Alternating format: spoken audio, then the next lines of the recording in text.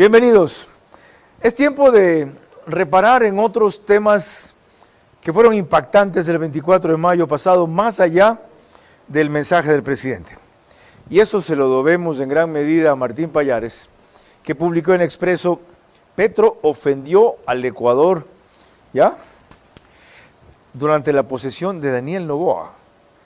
Eso fue lo que hizo. Recordemos un par de frases de las que pronunció, sobre todo aquella sorprendente cuando se le averiguó de un tema distinto y él fue a lo de Glass. Ecuador necesita diálogo nacional, Colombia también, Venezuela también. El diálogo nacional es la base fundamental de la paz y la democracia. Pero usted no reconoce o reconoce las denuncias de fraude, eso ha dicho en un mensaje suyo reciente. Creo que Glass es un preso político.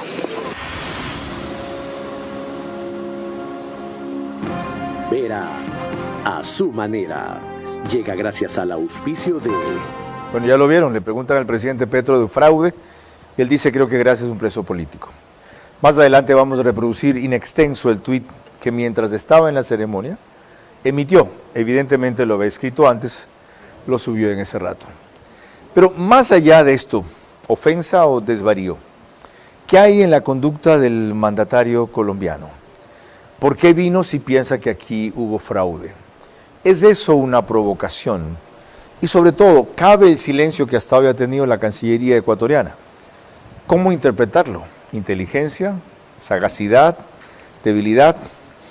Para esa y otras claves, en lo que es la actitud no solamente aquí, sino internacional, el presidente Gustavo Petro nos acompaña en el estudio Joaquín Hernández Alvarado, actualmente rector de la Ecotec, articulista todos los lunes de Expreso, usualmente de temas internacionales. Consultaremos la opinión del diplomático y ex embajador Marcelo Fernández de Córdoba y preguntaremos a Martín Pallares, quien puso el foco en este tema, y él y Roberto Aguilar ayer en Los Politizados de la Mañana le dedicaron casi la mitad de su programa a volver los ojos en esta materia. Dice Martín: lo que ocurrió debe ser una anomalía diplomática única en la historia. ¿Por qué viene el presidente colombiano si sostiene que se consumó un fraude y hay una dictadura?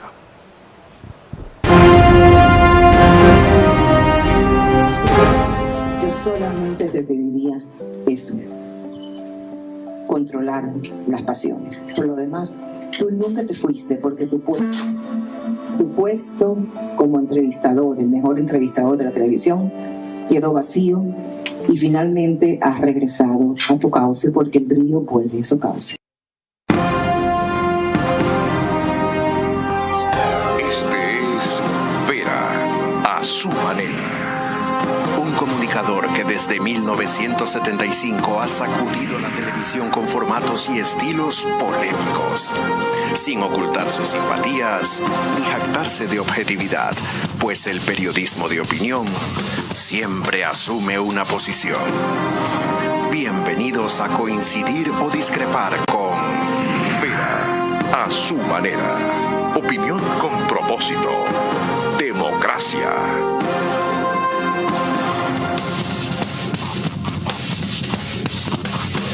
Buenas noches. No más cambios en el gabinete, salvo los de salud. Han designado a Juan Bernardo Sánchez Jara como ministro de Salud y a María Luisa Cruz Riofrío como ministra de Ambiente, Agua y Transición Ecológica. Se esperan otras designaciones menores en las próximas horas. Doctor Joaquín Hernández Alvarado, bienvenido. Muchas gracias, buenas noches. Gracias por asistirnos cada vez que tenemos alguna gran intriga internacional que usted nos ayude a esclarecer. ¿Por dónde empezaría con esta que hemos citado de Petro? Ubicándolo en el contexto colombiano. Yo creo que... ¿Macondiano? Macondiano y no tan macondiano.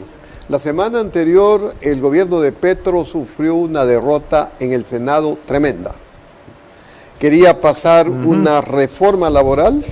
Armando Benedetti, su ministro estrella para cuestiones políticas, se había jactado de que tenía más de la mayoría y en cuestión de 3 minutos perdieron la reforma. Pero, todavía algo más grave, y en realidad no era la reforma, sino era la propuesta de ir a consulta popular. Correcto. Para plantear esa reforma. Entonces, afrontó una derrota política que no tenía esperada. Y esta semana están convocadas huelgas en Colombia, mañana y pasado mañana, para exigirle al Senado de que apruebe la reforma laboral planteada por Petro. Tenemos que entender que Petro planteó 3 grandes reformas que eran claves para su gobierno. La de salud, que fracasó. La laboral, que hasta ahora ha fracasado. Y otra que es más bien en cuanto a puestos de trabajo y ubicaciones, que ha salido adelante pero con grandes cambios. Cuando le fracasa la reforma laboral, Petro dice lo que tenemos que ir es a una consulta popular. Y en realidad lo que se le planteaba al Senado la semana pasada era ir a una consulta popular. Pero el Senado invirtió el orden de tratamiento y primero planteó la reforma, que la tiene que ver el Senado, y naufragó. Entonces, en ese sentido, en el horizonte de Petro, en el escenario político de Petro colombiano, su situación en este momento es de agitación, de marcha para, según él, protagonizar los cambios que Colombia requiere.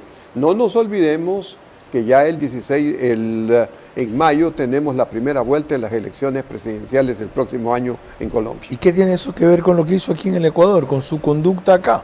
Bueno, algo muy simple, volverse el foco de atención. ¿Lo necesitaba allá, aquí, allá, a nivel internacional? Allá. A nivel internacional y allá. Porque si no nos explica de otra manera por qué viene, habiendo dicho que había habido fraude. ¿Por qué comete estos errores o estas faltas o estos agravios contra el gobierno del Ecuador estando aquí presente? Hemos dicho de que ese Twitter ya lo tenía preparado. Entonces se ve que lo hizo con toda premeditación. Entonces, ¿para qué viene con premeditación para un Twitter como ese? Sino para convertirse ese día en el foco de la atención internacional, porque si el gobierno ecuatoriano tomaba alguna acción contra él, inmediatamente se volvía el centro de la atención y lideraba desde Colombia la propuesta de la Gran Colombia. Híjole, vino a provocarnos y no caímos en la provocación. Así es. Les recuerdo que podemos seguir por Facebook y YouTube este programa de Ver a su manera. Estamos también en Extreme TV Cable, canal 15 de Vito TVO, que si prefieren alta definición HD 709, y en DirecTV a través del canal 194. Corresponde a Manavisión, canal 9, señal abierta bajo ese número 9, solo en Manaví. Adicionalmente, María Clara Triviño Martínez. Gracias a RTV estamos en todas las cableras, eso quiere decir que usted nos puede ver a través de DirecTV canal 177, CNT canal 12, TV Cable canal 69, Claro TV canal 30 y Cable Unión canal 9. Se conectan a esta hora a través de estas cableras 40.000 hogares. Carlos. En radio cerca de 5.000, 7.000 más por Radio Centro 101.3 FM, en audio y en imagen para sus plataformas digitales. Candela con K, es 89.3 FM en Portoviejo. La Bonita del centro del país, también 89.3 FM, pero desde Riobamba para Chimborazo, Cotopaxi, Tungurahua. Y en Quito, 101.7 FM, Radio Sucesos, líder en información en la capital de la República. Ahora veremos que Fausto Yepes de Teleamazonas no ocultó su desconcierto y desagrado al resumir de la siguiente manera lo que fue la presencia de Petro en la transmisión de Asunción al mando presidencial del pasado sábado 24 de mayo. Cuando su presencia en el acto de investidura presidencial de Daniel Noboa suponía un acercamiento en medio de las profundas diferencias ideológicas y políticas, el presidente de Colombia, Gustavo Petro, declara que hay presos políticos en Ecuador. Creo que Glass es un preso político. En esta respuesta confirma lo que colgó en su cuenta de X a las 11:17, mensaje que lo subió apenas 5 minutos después de haber entrado a la Asamblea Nacional.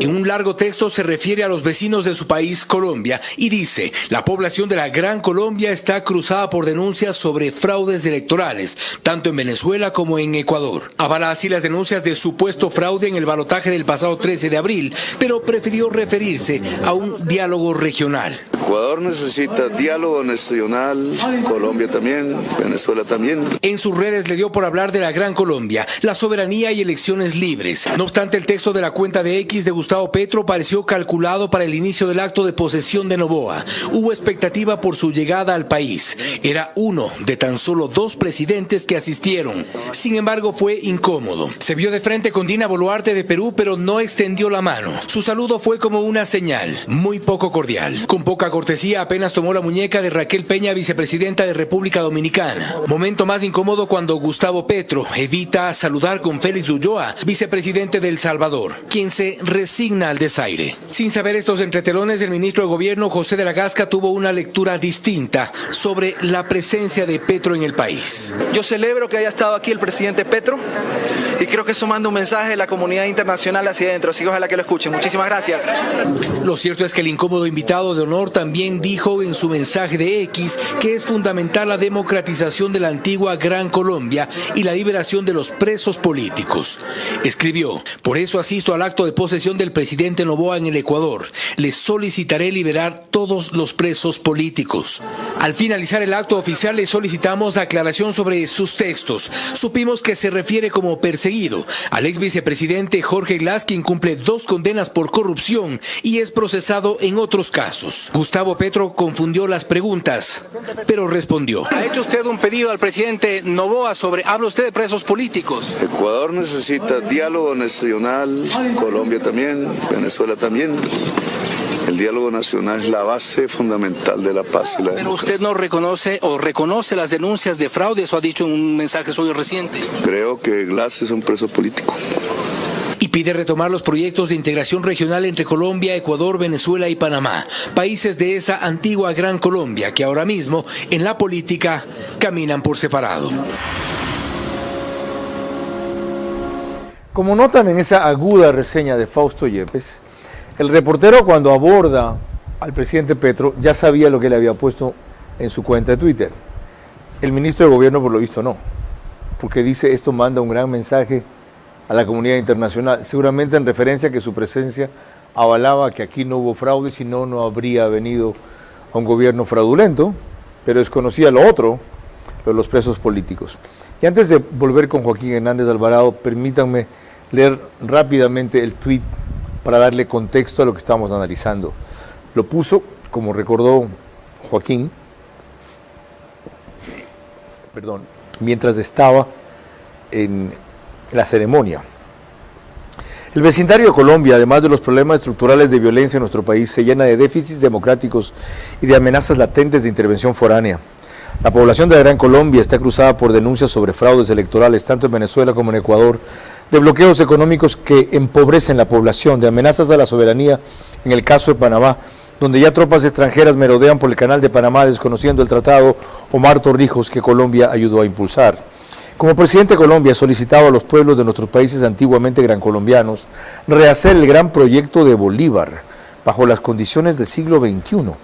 Sé que se trata de un proceso largo que debería comenzar por la elaboración de varios tratados entre nuestros países que vayan desde la ciudadanía común, la libertad de comercio, la transparencia entre títulos académicos, la libre ubicación de residencia, una moneda común virtual, la posibilidad de un parlamento grancolombiano, la constitución de una confederación de naciones que respete la que pueda centralizar recursos que se invierten en los pilares del desarrollo del siglo XXI, inteligencia artificial, digitalización de la economía, descarbonización económica, energías limpias, sociedades de conocimiento.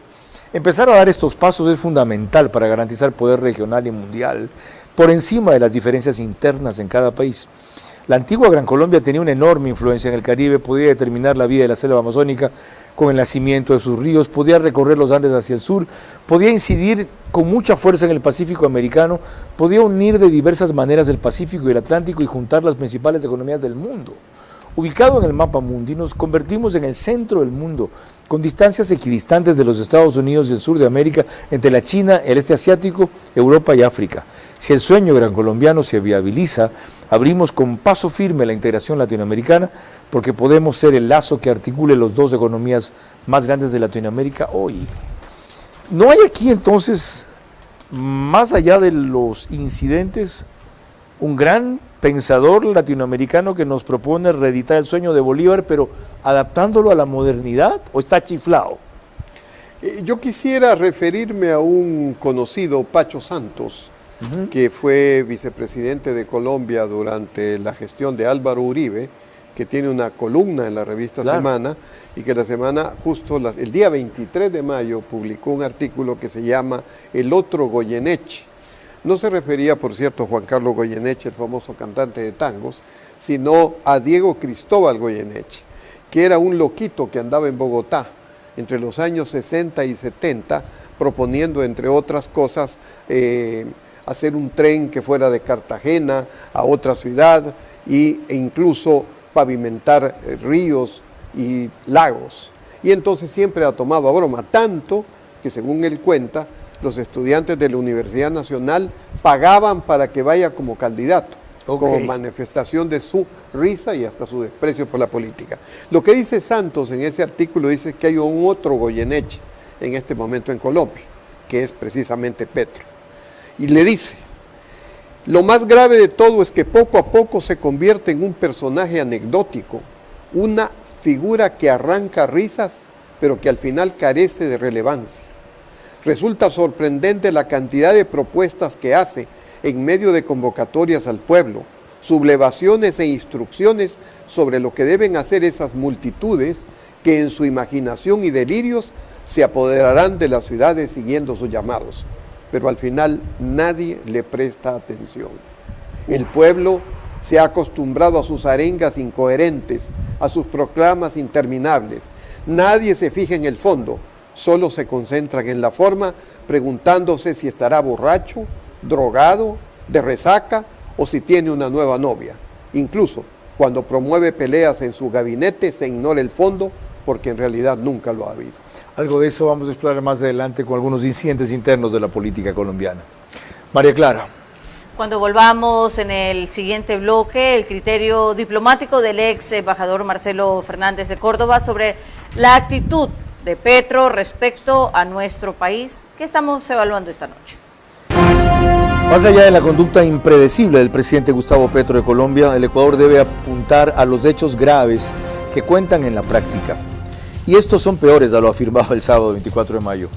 Entrega de su frontera sur, impulso a las plantaciones de coca, alianza con México, respaldo a los conspiradores.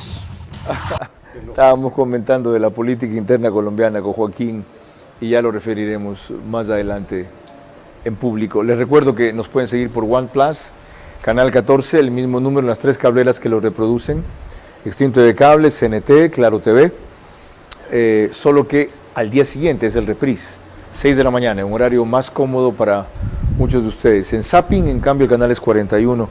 Y en el periódico digital, Ecuador en Vivo reproduce un resumen en su portal principal y página de noticias apenas concluye. Antes de ir con Martín Payares, que como les dije alborotó el cotarro con este artículo de ayer, y con el Politizados que también ayer hicieron con Roberto Aguilar, lo siguiente de María Clara. En efecto, tenemos una reseña de Francisco Garcés de Ecoavisa respecto a lo insólito de las actitudes de Petro el pasado 24 de mayo en Ecuador, que también fueron de asombro y rechazo. El presidente de Colombia, Gustavo Petro, no se conduce con Ecuador como un jefe de Estado. Lo hace como un activista político. No oculta su simpatía por la línea política del correísmo y por eso secunda en sus redes sociales el discurso de los principales líderes de esa organización política. Que las elecciones se hicieron con vigilancia militar armada y que debió proteger a veedores electorales colombianos. Creo que el gobierno debe entregar las actas de cada mesa para ser verificadas, escribió. Petro reincidió al día siguiente y dijo que no hay elecciones libres bajo estado de sitio y no puedo reconocer las elecciones en el Ecuador.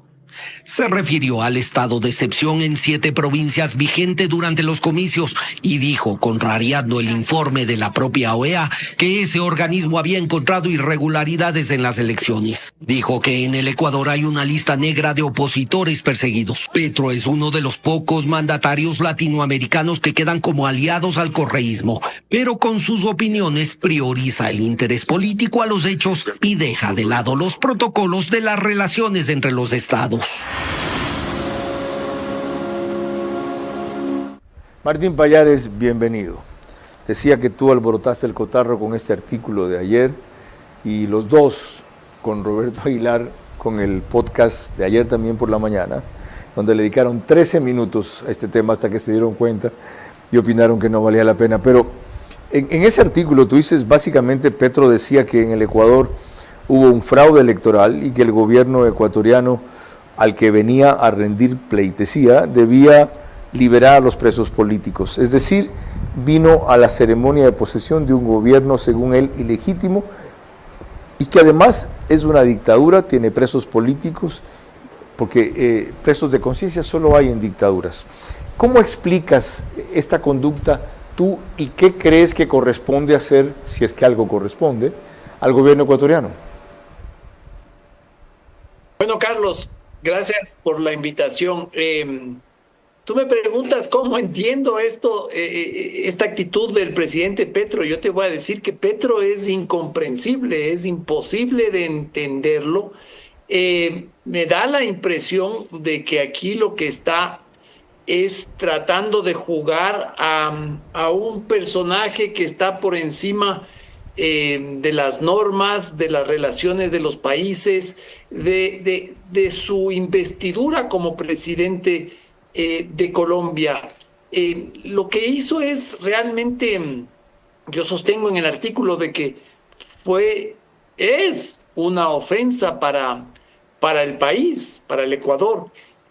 Primero porque ya había desconocido las elecciones del 13 de abril y luego publica un mensaje en su cuenta de X que lo curioso es que lo hace desde la Asamblea del Ecuador. Es evidente que él lo traía preparado porque también hago el cálculo, el tiempo que le tomó entre su ingreso, que fue a las 11:13 de la mañana del sábado 24 de mayo, y la publicación del tuit, que es a las 11:17, es imposible que alguien redacte ese tuit que sabemos, él redacta unos tweets larguísimos, inconexos, muy incomprensibles, líricos, etcétera. Y en el tweet él ya dice que Ecuador y Venezuela han tenido procesos electorales dudosos, es decir, nos pone al mismo nivel de Venezuela, donde se probó, está completamente probado que hubo un fraude pero grosero, tenebroso, donde hasta ahora no han enseñado ni siquiera las actas de esas elecciones. Entonces es una ofensa para al país hacer esto. Y luego habla sobre los presos políticos. Lo hizo en el tuit y lo hizo a la salida de la Asamblea. Eso me parece una ofensa imperdonable porque presos políticos hay en dictaduras. Si él viene al Ecuador, viene a la posesión de un gobierno, en este caso el de Daniel Noboa, entonces que no venga, pues, si es que esto es una dictadura. ¿Por qué no pide la liberación de los presos políticos en Venezuela, por ejemplo, en el régimen de Maduro, que ese sí tiene cientos, no sé si miles de presos políticos, o en Nicaragua, o en Cuba? Y viene al Ecuador y dice que Glass es preso político, lo cual también es una grosería y una infamia. Ya, tú dices en efecto que esto demuestra que fue premeditado, que él planifica sus meteduras de patas, y acabas de ampliar por qué consideras que ofendió al Ecuador. ¿Te extraña que el gobierno ecuatoriano no haya respondido? ¿Debe responder? ¿Hace bien en ignorarlo o callar? pregunta es muy buena, Carlos. Yo no sé, a ver, en términos diplomáticos quizás, yo no soy un experto diplomático, pero quizás en términos diplomáticos debería haber una protesta o un llamado a consultas al embajador del Ecuador en Bogotá.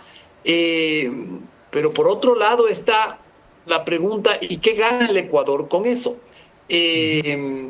Sabemos, yo me imagino que en la cabeza de la canciller estarán diciendo, este señor es chifladito, porque él es un chifladito, digámoslo de esta forma, y mejor no seguirle la corriente, dejarle que siga divagando, porque además tenemos al menos dos temas muy importantes con Colombia como país vecino. Uno es la seguridad, el tema de seguridad. Por la frontera colombo-ecuatoriana pasan gran parte de los grandes problemas de seguridad del Ecuador. Y luego está el tema de la energía eléctrica. Todavía no sabemos si en el estiaje que se venga necesitemos de la energía de Colombia, y quizás ahí radica el cálculo del gobierno ecuatoriano. Visto como un ciudadano común y corriente, no como un experto en diplomacia, a mí me parece que la actitud es bastante inteligente, bastante hábil. Básicamente es decir, bueno, dejémosle ahí que ande como loquito por las esquinas diciendo esas cosas, y mientras tanto tengámosle y lo invitamos y lo tratamos bien, porque Petro ha sido bien tratado. Sin duda. El presidente lo recibió. Yo me imagino que debe haber hecho un ejercicio de autocontrol para soportar esto. Gracias, Martín, tanto por tus respuestas de ahora como por ese luminoso artículo. Ahora, de lo que él dice, la conveniencia prevalece sobre la dignidad. No importa si el señor está chiflado o es un loquito, como le dicen. Es un jefe de Estado, representa al gobierno colombiano.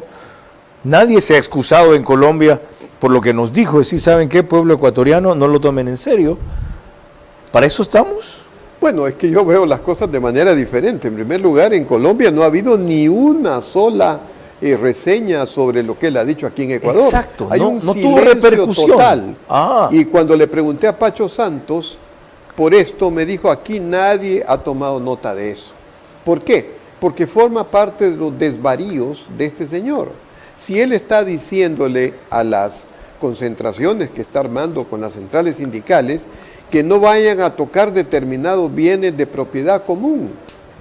Y los demás sí los pueden destrozar. Exactamente. Entonces para un colombiano sensato, lo que ha venido a hacer aquí es un hecho de todos los días de allá. Qué grave tener un vecino así. Y como dice Pacho Santos, en medio de todas sus locuras, su objetivo es destruir la democracia. Entonces, yo no me fiaría ¿Usted tanto. comparte eso? Sí. O sea, ¿quiere destruir el sistema que lo llevó a ganar al poder? Por supuesto. Eso no es ninguna ¿Para quedarse novedad. allí? Por supuesto. Si él pudiese. ¿Haciendo aprobar la reelección? Haciendo aprobar la reelección, o en el peor de los casos poniendo a su candidato. Pero sí, eso es lo que se le viene inmediatamente. Si toda esta pataleta por la reforma laboral y todas las concentraciones mañana y pasado mañana en Colombia son precisamente el inicio de su campaña. Ok, eso nos ayuda a entender mejor el fenómeno Petro en Colombia y a explicar mejor su estrambótica conducta el sábado pasado. María Clara. Cuando volvamos en el siguiente bloque, Marcelo Fernández de Córdoba, ex embajador, que nos da su criterio diplomático sobre la actitud de Petro aquí en nuestro país. Más allá de la conducta impredecible del presidente Gustavo Petro de Colombia, el Ecuador debe apuntar a los hechos graves que cuentan en la práctica, y estos son peores a lo afirmado el sábado 24 de mayo. Entrega de su frontera sur, impulso a las plantaciones de coca, alianza con México, respaldo a los conspiradores. Estamos de regreso y les recuerdo que en Estados Unidos la señal de Macro Digital Televisión usted la puede ver a través de las aplicaciones Roku y Pluto TV. En ellas se conectan entre 12 y 15 mil hogares a esta hora para ver nuestro programa. También nos puede ver a través de Hispasat en el canal 21, esto es en España. Y tenemos reprise en New York a las 7 de la mañana, en Ecuador a las 8 y en España a las 2 de la tarde. Carlos. Bien, ahora sí, teníamos previsto que fuera por el bloque anterior, por eso lo anunció María Clara. Debía movilizarse enseguida Martín Pallares. Agradezco la espera y la conexión del ex embajador Marcelo Fernández de Córdoba para inquietudes diplomáticas que han estado subyacentes en toda esta primera media hora de programa. Embajador, gracias por siempre poder contar con su criterio para absolver consultas de su especialidad. Si hasta hoy no se ha producido un comunicado oficial a la Cancillería o desde la Cancillería sobre la conducta de Petro, hacerlo ya después, es decir, transcurridas 72 horas, sería inoportuno. Es un gusto poder conversar contigo, Carlos, en estos momentos. Recibe un saludo especial y creo que es muy oportuna la preocupación que tienes, cuáles han sido las consecuencias de los hechos ocurridos con motivo de la elección del presidente Noboa y en relación a Colombia. El presidente Petro inicialmente manifestó que no reconocería al gobierno de Noboa mientras no se presenten las actas. Cuando había de hecho esta declaración, ya las actas estaban totalmente que podían ser consultadas por todos los ecuatorianos. Añadió de que se habían realizado algunas detenciones en el Ecuador de tipo político, cosa que no era absolutamente cierto. Evidentemente que estas declaraciones de un presidente de un país amigo que en el fondo interviene en los asuntos internos de otro país no es aceptable, absolutamente inaceptable, no son procedentes bajo ningún punto de vista. Ahora, establecido eso, debe considerarse más bien entonces una actitud de tolerancia e inteligencia, como acaba de decir aquí Martín Pallares, en el sentido diplomático por parte del Ecuador, e incluso de indiferencia, como compendió al principio Joaquín Hernández Alvarado. ¿El silencio de nuestra Cancillería respecto a esta actitud del presidente colombiano? El Ecuador recibió estas declaraciones y el presidente Noboa no ha contestado, lo cual es absolutamente cierto. Él ha preferido dejar que esto caiga por su propio peso. Y cosa que realmente ha sucedido al hecho, sobre todo al darse el hecho de que el presidente Petro ha venido a Quito para acompañar en la toma o en la asunción del poder para un segundo periodo del presidente Noboa. Queda ahí superada la situación. Pienso que el presidente Petro con eso se da por satisfecho y cree que con eso ha borrado todo el incidente, pero no es así. Las consecuencias podían ser muy graves con este incidente. Si el Ecuador contestaba, se podía tener una polémica en torno a algo que iba a afectar a la relación de los dos países, a algo que no es explicable sino por una diferencia ideológica del presidente Petro con el presidente Noboa, diferencia que todos conocemos. Entonces, ¿qué es lo que ha hecho el Ecuador? Simplemente no contestar, dejar que las cosas se vayan cayendo, como ya he manifestado, por su propio peso, cosa que realmente es lo que ha ocurrido. No hay este momento, la relación entre los dos países, a pesar de este incidente, aparentemente, porque obviamente siempre afecta cuando otro país, un país amigo y un presidente, pues realiza un ataque como el que hizo el presidente Petro contra el presidente Noboa.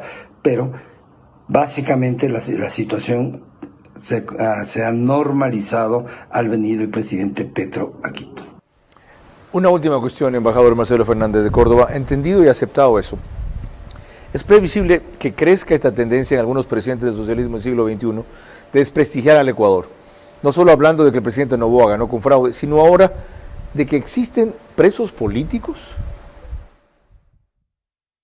La actitud del presidente Noboa al no contestar, al no prolongar el incidente en el tiempo. Yo creo que es una actitud adecuada, es una actitud que corresponde a una posición de un estadista que pone por delante los intereses de su país, en este caso el Ecuador, frente a cualquier situación personal, porque este fue un ataque personal al presidente Noboa por parte del presidente Petro, además de ser un ataque contra toda la institucionalidad del Ecuador.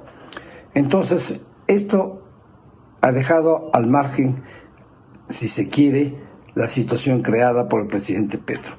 Tenemos que pensar que el Ecuador y Colombia tienen muchísimos intereses comunes. Usted mismo en las preguntas que sirve hacerme menciona que tal vez se pensó en la necesidad de volver a pedir a Colombia prestada cuestiones eléctricas, es decir, electricidad, en el caso de que se repitiera el fenómeno que nos afectó en meses pasados a todos los ecuatorianos, que produjo una gran escasez del fluido eléctrico.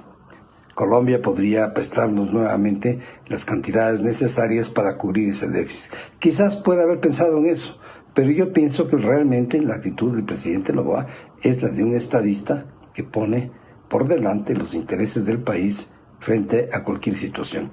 Y de hecho, el que ha quedado mal, el que ha quedado absolutamente mal, que no nos explicamos por qué hizo estas declaraciones, por qué quiso intervenir internamente en el Ecuador, ¿no? Cosa que también es absolutamente absurda, han caído por su propio peso y ahí están, ya no tienen mayor significado. Este momento el Ecuador no ha contestado, lo cual me parece, vuelvo a repetir, que me ha parecido bien hecho.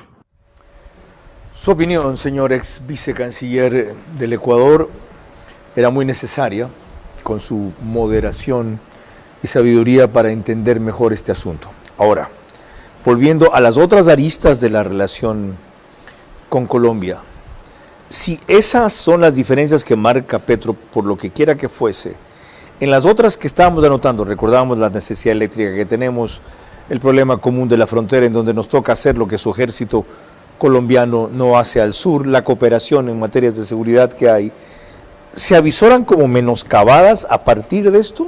No, porque nunca ha habido una gran acción a favor nuestra. Tampoco, es Yo verdad. creo que no hay que confiarse, o sea, si a estas alturas estamos confiados en que Petro nos va a ayudar a combatir todo el problema del narcotráfico y todo eso, realmente nos graduamos de ingenuos. Ok, qué bueno que lo dice con esa claridad. Es una triste realidad. Claro, eso es así. Ahora, igual hay que mantener las relaciones que existan, las comunicaciones, los servicios de inteligencia, todo lo que sea, pero no esperemos maravillas ni grandes milagros. Qué complicado. El caso de Catatumbo. ¿Qué ha hecho en Catatumbo en este momento? Hablamos de eso, recuerdo, hace como un mes. Sí, claro. Sobre el tema de Catatumbo. ¿Qué ha pasado en Catatumbo? O sea, la situación sigue Él ha igual. dejado que fuerzas irregulares se tomen ese territorio. Así es. No ejercen soberanía en su propio país. Y la guerra continúa y continúa en Colombia. Entonces, pensar que él nos va a ayudar a nosotros en esto y vamos a hacer una especie de yunque martillo, como se decía allá por la izquierda en el año 2000, de que íbamos a hacer la famosa operación de lucha contra el narcotráfico, eso, o sea, con él se puede contar en medianas cosas, y yo diría hay que mantenerse más bien muy crítico sobre ese sentido. En cuanto a la electricidad, no soy un experto, no quisiera opinar, pero yo lo que he oído es que él, y además, primero, hay que ver si esa empresa privada colombiana o es al gobierno colombiano. Y en segundo lugar, si él tiene o no tiene, y va a disponer o no va a disponer. Yo insisto en que el momento político colombiano es el que le lleva a venir a Ecuador a decir estas cosas que le fluyen por otra parte, le fluyen, sí, claro. Pero lo que él buscaba era protagonismo para Colombia. En ese sentido me parece muy prudente, muy adecuada la posición de la Cancillería ecuatoriana, no dándole espacio e ignorándolo, igual que la prensa y la opinión pública colombiana. Sobre todo inteligente. María Clara. Cuando volvamos en el siguiente bloque, otras actitudes sorprendentes del presidente colombiano que revisaremos aquí. Más allá de la conducta impredecible del presidente Gustavo Petro de Colombia, El Ecuador debe apuntar los hechos graves que cuentan en la práctica, y estos son peores, lo afirmado el 24 de mayo. Entrega de su frontera sur, impulso a las plantaciones de coca, alianza con México, respaldo a los conspiradores. Estamos de regreso nuevamente en nuestro programa. Les recuerdo que nos encontramos desde los estudios del canal 24/7. Eso significa que usted nos puede ver a través de Extreme TV Cable, Canal 3, Claro TV, Canal 9, Divinet, Canal 12 y Data MS Televisión, Canal 99. Ahora, retomando el tema acerca de la actitud del presidente colombiano en nuestro país, así reseñó Merlin González de Coavisa, en cambio, la rocambolesca sesión de gabinete que Petro hizo transmitir al país por cadena nacional, evidenciando las enormes divisiones y bajezas en gran parte de su gabinete. De críticas de Petro a su gabinete por la falta de resultados y de riñas entre ministros que quedaron al descubierto, principalmente el rechazo a los miembros más recientes. Y no me parece en este gobierno las actitudes de Laura Sarabia con nosotros, conmigo, que me ha tocado decirle, respéteme que soy la vicepresidenta. Dijo Francia Márquez sobre la recién nombrada canciller Laura Sarabia, persona de total confianza del presidente Petro, que escaló rápidamente en la política desde la campaña en 2022, pasando de manejar la agenda del presidente a la diplomacia del país a sus 30 años.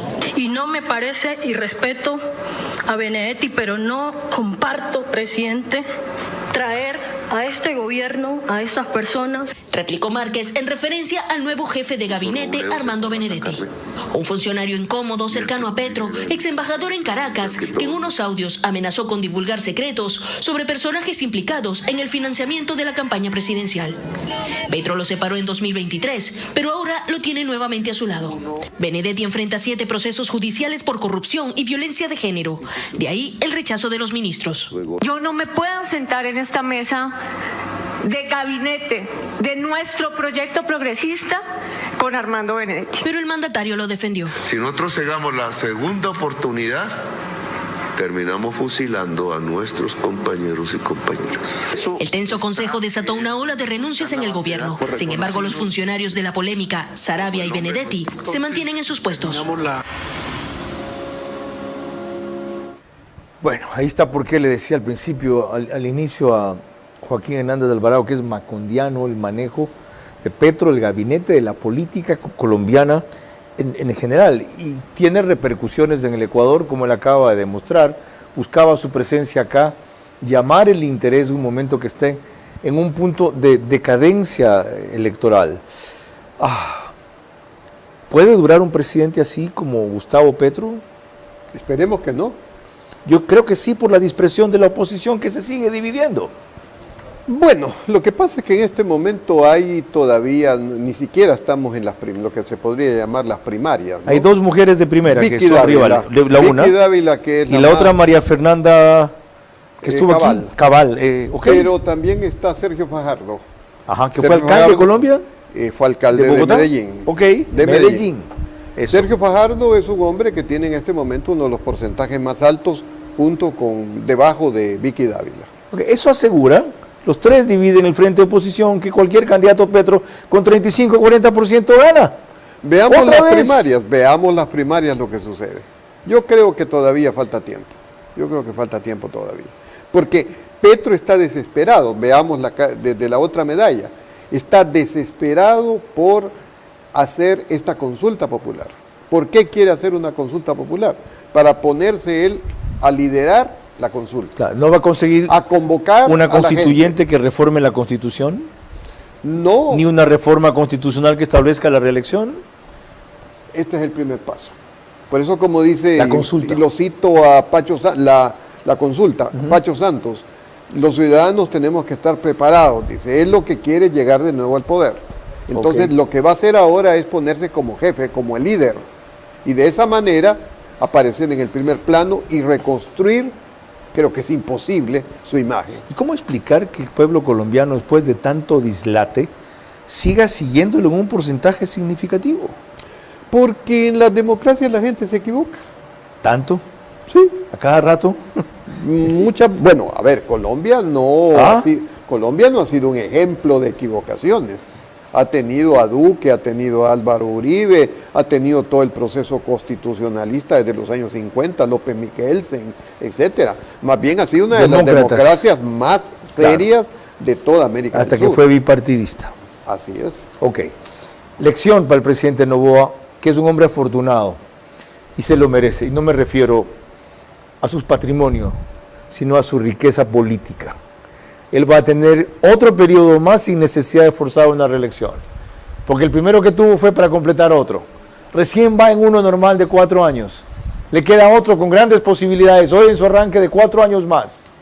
Vamos despacio que estamos deprisa. Va a tener lo que otros se matan o se desgañitan, como decimos en Manabí, por lograr 8 años en el poder. Aprovéchelos. María Clara. Al regresar, un último elemento desconcertante sobre el presidente de Colombia, mis preguntas para nuestro invitado central y también la reflexión de Carlos Vera. Más allá de la conducta impredecible del presidente Gustavo Petro de Colombia, el Ecuador debe apuntar los hechos graves que cuentan en la práctica. Y estos son peores a lo afirmado el sábado 24 de mayo. Entrega de su frontera sur, impulso a las plantaciones de coca, alianza con México, respaldo a los conspiradores. Les quiero anticipar que Joaquín Hernández Alvarado me ha comprometido para un programa sobre Mario Vargas Llosa, a quien hemos ignorado en su transición porque su muerte ocurrió el mismo día de las elecciones. Están convocados, él, me proponías también para que esté en el estudio, a la editorialista del Universo. Carlos Gijón. De la República. Sí, mañana van a estar en la Ecotec Carlos Gijón, María Sol Pons y Yanina Mondino a las 9:30, Ecotec, para hablar de Mario Vargas Llosa.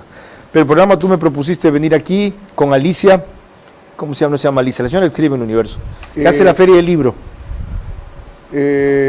Bueno, no, yo proponía a Hernán Pérez. Ya, ¿quién más? Porque me parece muy interesante que un jurista hable de Vargas Llosa. ¿Quién más? Y la otra era Cecilia Ansaldo. Alicia, Cecilia Ansaldo. Cecilia Ansaldo. Ok, los 3. Podríamos ser 3, claro. Un cuarto de Quito, no seas regionalista. Leonardo Valencia. Escritor. Estamos completos. Completos. Yo les digo la fecha de convocatoria, porque sin duda Mario Vargas Echeverría también podría Lolo, ser. Lolo Echeverría, que es un gran lector. Es fenomenal, muy culto. Fue mi director en Gamavisión 1995. Bueno, el rito con que concluimos a través de María Clara Triviño ya lo conocen ustedes.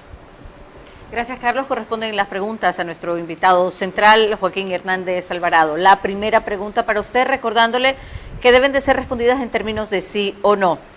Si hasta hoy no se ha producido un comunicado oficial de la Cancillería sobre la conducta de Petro, hacerlo después ya sería algo inoportuno, ¿sí o no? Sí. La segunda, debe considerarse como una actitud de inteligencia diplomática el silencio por parte de nuestro gobierno respecto a la actitud del presidente colombiano, ¿sí o no? Sí. La tercera, ¿es previsible que crezca la tendencia en algunos presidentes de la zona el desprestigiar al Ecuador, sí o no? Sí. La cuarta, de una manera clara y directa el presidente Petro está contribuyendo a la desestabilización de nuestro país, ¿sí o no? No.